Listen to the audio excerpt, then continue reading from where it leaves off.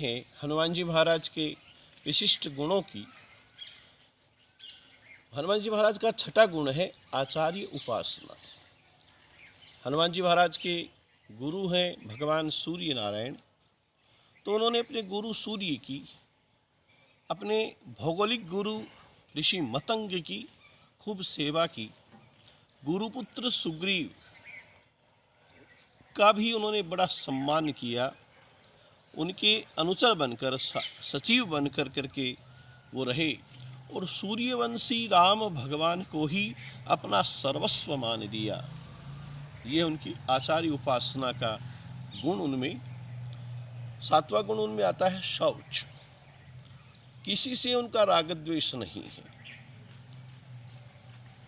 खाना या आहारित जो स्थिति है उनकी, फल खाना, हनुमान जी महाराज को फल अति प्रिय हैं और वे फल खाकर अपना शारीरिक जो बल है उसको पुष्ट करते हैं। उनका अगला गुण है स्थैर्य।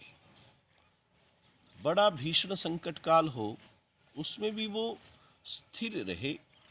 जब वो लंका गए थे तो वहाँ पर जो परिस्थिति उन्होंने देखी, जिस वातावरण से वो अति निकट जाकर करके सन्निवेशित हुए कि वे वहाँ पर देखते हैं कि नर नाग असुर गंधर्व कन्या रूप मुनि मन मोह है।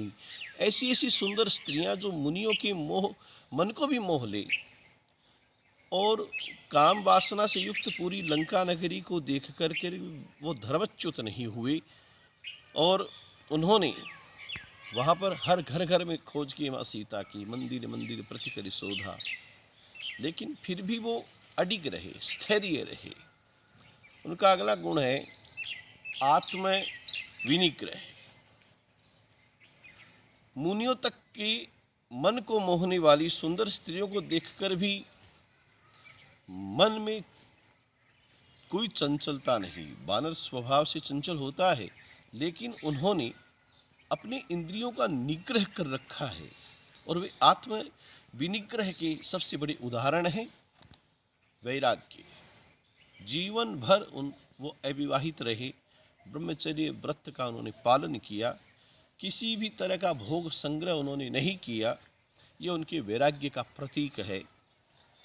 वो अहंकार से शून्य है।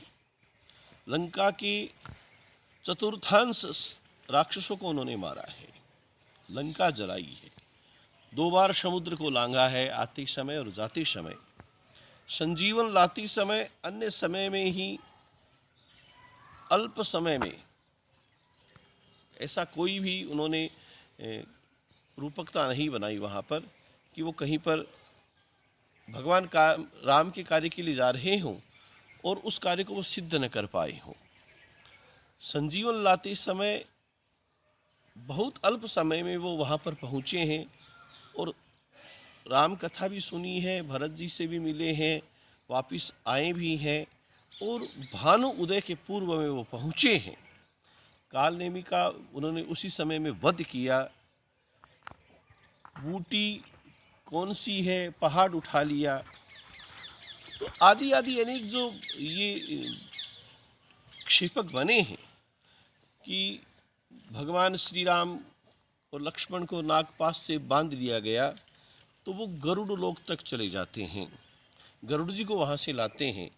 फिर ऐसे कार्य करने वाले व्यक्ति में आप मान सकते हो कि अहंकार नहीं होगा, लेकिन हनुमान जी महाराज के कोई अहंकार नहीं। इतने इतने दुष्कृत कर्म कि कोई कर ही नहीं पाए, वहाँ तक कोई करने की कल्पना नहीं कर सके, उन्होंने उस कार्य को किया है और उसके बाद भी वो अहंकार से शून्य है।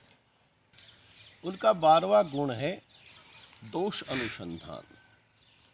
हनुमान जी महाराज ने वैराग्यता के माध्यम से संसार नश्वर है, दोष युक्त है, ये सूत्र अपने जीवन में अपनाया।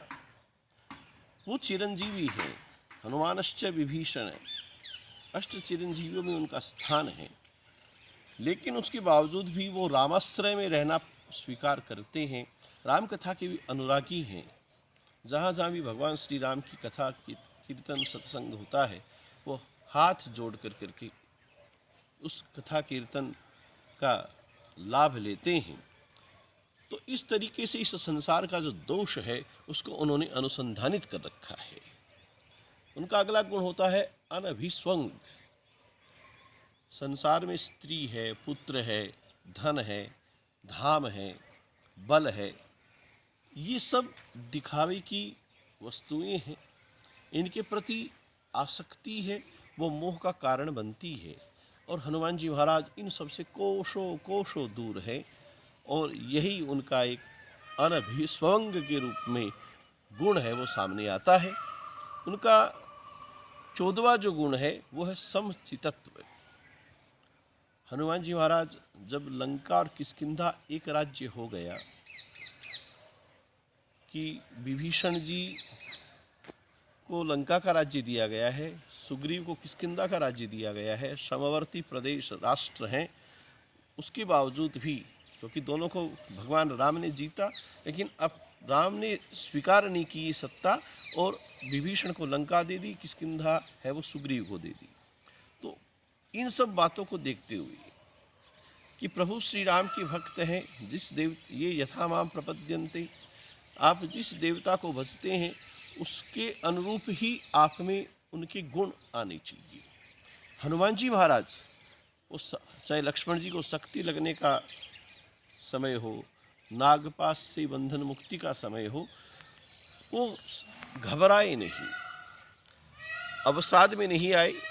माँ सीता को देखकर विपत्ति काल में उनकी आंखों से आंसू आते हैं लेकिन फिर वो धैर्यता धारण कर कर सारा जो कार्य जिस उद्देश्य से वो आए थे उन्होंने समचितत्व के माध्यम से पूर्ण किया है। अव्यभिचारिणी भक्ति जो है, परमात्मा के अलावा अन्य कोई वस्तु का वो संसार में चिंतन नहीं करते, राम के अलावा किसी वस्तु को अपने मन में हृदय में स्थान नहीं देते, सदा एकांतवास उनको प्रिय है और अपने एकांतवास में भी वो भगवान श्री राम का ही जासु हृदय आगार, जिनके हृदय आगार में बसहि राम सर चाप धरे, भगवान श्री राम अपने धनुष बाण सहित वहाँ पर स्थापित है उनके हृदय में। अध्यात्म ज्ञान और नियमत्व सदा आत्मा व अनात्मा का विवेचन करते रहते हैं।